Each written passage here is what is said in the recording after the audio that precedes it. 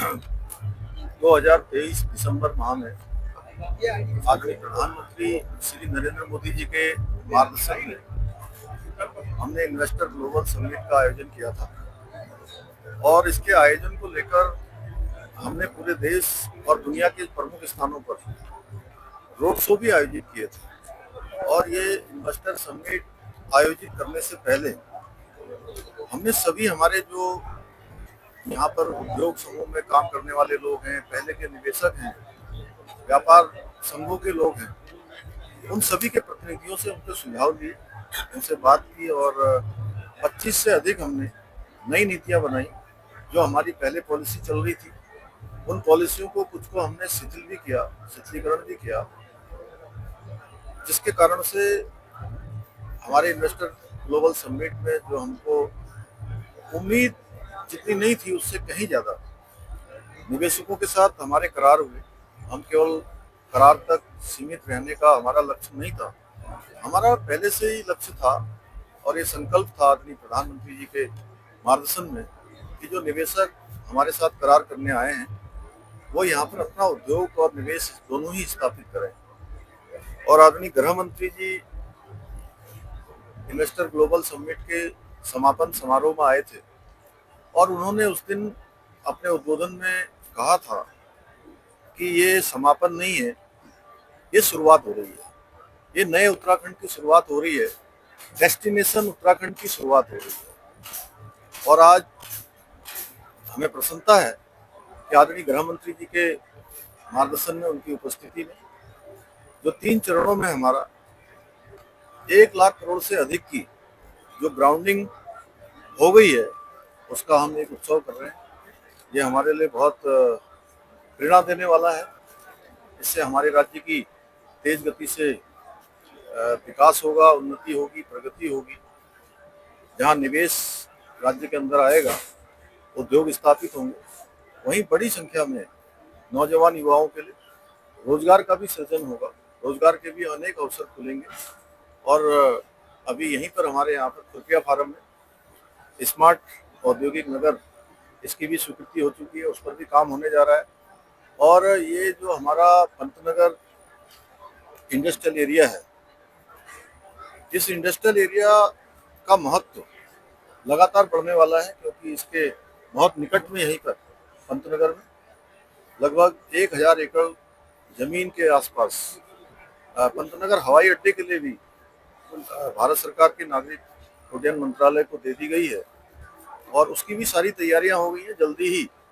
उसका भी यहाँ पर शिलान्यास होने वाला है और उसके बनने के बाद निश्चित रूप से इस क्षेत्र में देश के प्रमुख शहरों से और दुनिया से ये क्षेत्र जुड़ने वाला है। एम्स का सैटेलाइट सेंटर यहाँ बन रहा है। अनेक प्रकार की सुविधाएं, चाहे रेल की हो, चाहे रोड की हो, चाहे हवाई कनेक्टिविटी हो, स्वास्थ्य के क्षेत्र में हो, सभी क्षेत्रों में काम हो रहा है। और इंडस्ट्री के क्षेत्र में बड़ा काम आदरणीय प्रधानमंत्री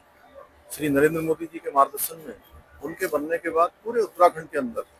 चाहे आज हम पर्यटन की दृष्टि से बात करें, चाहे हम स्वास्थ्य सेवाओं की दृष्टि से बात करें, या रोड बात करें, रेल की बात करें, हवाई सेवाओं की बात करें, सभी क्षेत्रों में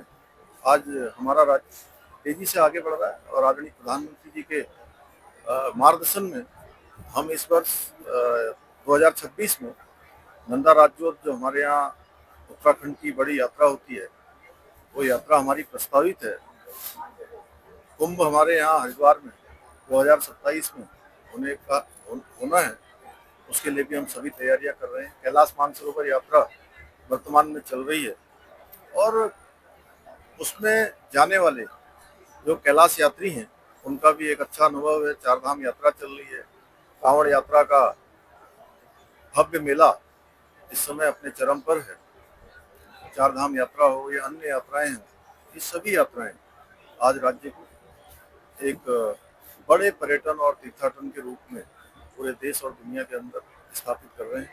मैं आदरणीय प्रधानमंत्री जी का और आदरणीय गृह मंत्री जी का बहुत धन्यवाद करता हूँ, क्योंकि उनके हृदय में उत्तराखंड बसता है, जिसके कारण से उनको अनेक योजनाएं आज राज्य को मिल रही हैं। देश में ये देवभूमि उत्तराखंड है, ये ऋषियों की भूमि है, ये मुनियों की भूमि है, ये तपस्वियों की भूमि है। आदि गुरु शंकराचार्य जी से लेकर स्वामी विवेकानंद जी तक सभी लोगों ने इस भूमि पर अपना तप किया है और इस भूमि का अपना एक पूरी दुनिया के अंदर एक अलग स्थान है। पूरी दुनिया के लोग देवभूमि को देवभूमि के रूप में देखना चाहते हैं और इसीलिए हमने जो भी फैसले लिए हैं वो देवभूमि के लोगों की मूल भावना के अनुरूप लिए हैं। देशवासी और दुनियावासी जो सनातन पर विश्वास करते हैं, सनातन को मानते हैं, उनके अनुरूप कैसी देवभूमि होनी चाहिए, इसीलिए हमने चाहे अतिक्रमण हटाने का अभियान हो या कालनेमी का ऑपरेशन हो या देश में सबसे पहले समान नागरिक संहिता लागू करनी हो, लव जिहाद, लैंड जिहाद या थूक जिहाद के खिलाफ कार्रवाई करनी हो, दंगा रोधी कानून बनाना हो, धर्मांतरण रोकने के लिए कानून बनाना हो, ये सब जो देवभूमि का मूल स्वरूप है उसको बनाए रखने के लिए और जो यहाँ की डेमोग्राफी पहले के सालों में मुझे कहते हुए कोई संकोच नहीं है कि पहले की सरकारों की ढिलाई के कारण जो यहाँ के डेमोग्राफी में परिवर्तन देखने को मिल रहा था, हमारा संकल्प है हम उसको भी रोकेंगे और देवभूमि के मूल स्वरूप को बनाए रखने के लिए जो जरूरी होगा वो सभी